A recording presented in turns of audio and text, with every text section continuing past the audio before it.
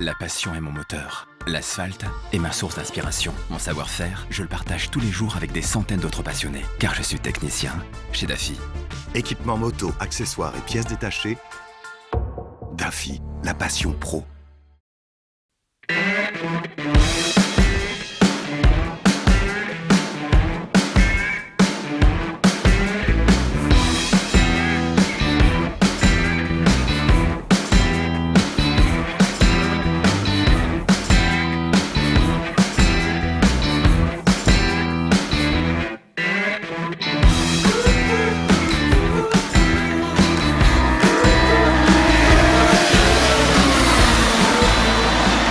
On est à Barcelone sur un circuit de MotoGP, donc vous pouvez penser qu'avec un roster comme ça, on va être un peu à la ramasse.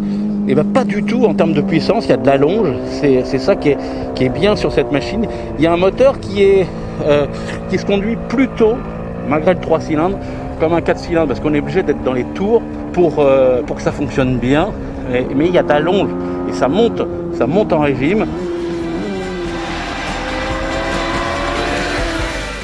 Pour 2017, Triumph renouvelle son roster best-seller Street Triple avec non pas un mais 3 modèles, S, R et RS, et un 3 cylindres boosté de 675 à 765 cm3. Et c'est sur la piste de Catalunya, l'un des circuits du MotoGP, rien que ça, que Philippe Monneret a pu découvrir la version RS, conçue pour ceux qui souhaitent un roadster vraiment sportif et capable d'aller sur piste, mais à la cylindrée et au poids contenu.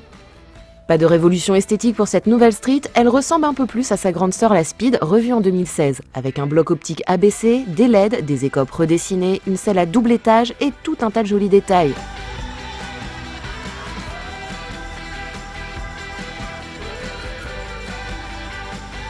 Avec une finition des plus recherchées, mais le meilleur est à l'intérieur.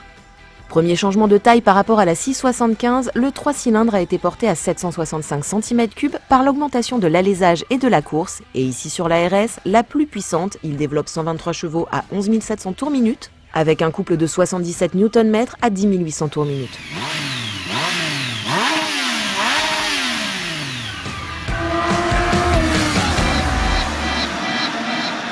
Le moteur n'est pas si coupleux que ça à bas régime.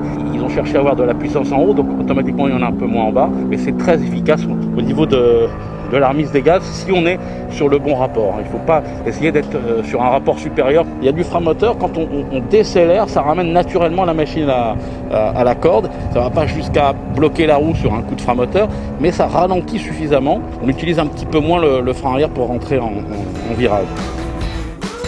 L'empattement de 1410 mm n'a pas bougé, mais avec une chasse et un angle de chasse réduit par rapport au modèle précédent, la RS, comme la R d'ailleurs, gagne en vivacité.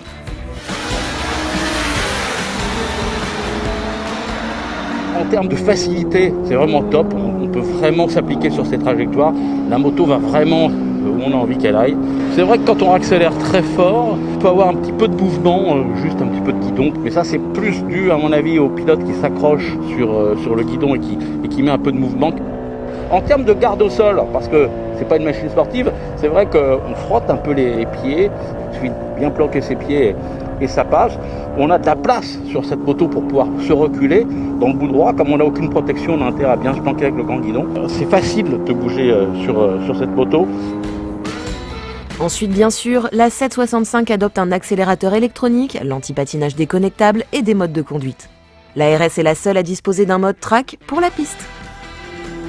Il y a 5 modes.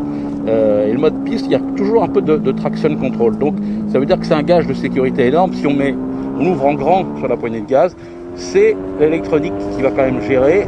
Et comme il n'y a pas tant de puissance que ça non plus, c'est pas une MotoGP, on se sent vraiment en confiance et on ne sent pratiquement pas le traction control se déclencher.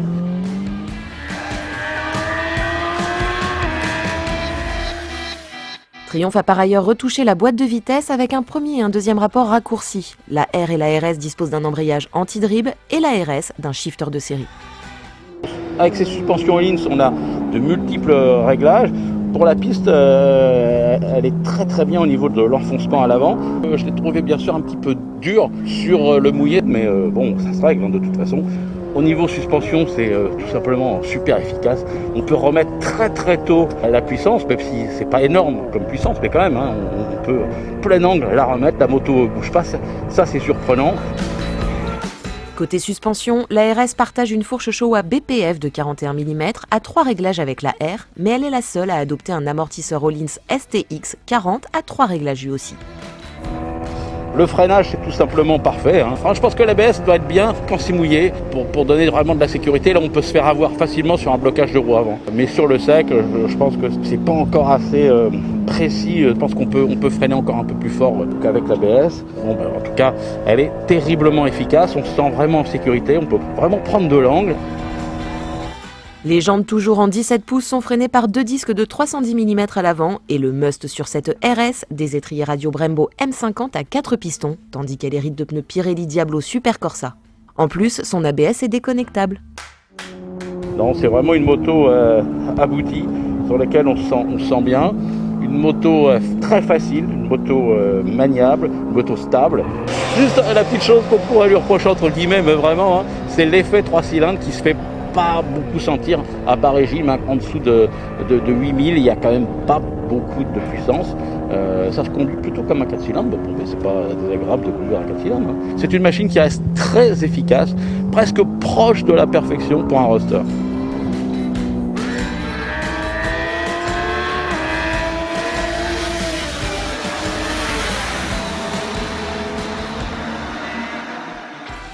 Pour cette perfection, vous demanderez 11 600 € à votre banquier. Sinon, la R, un peu moins équipée, est proposée à 10 200 €. Et enfin, la S reste la plus accessible à 8 900 €. Bonne nouvelle, cette Street S est aussi déclinée pour les permis A2 en 660 cm3, bridable à 35 kW.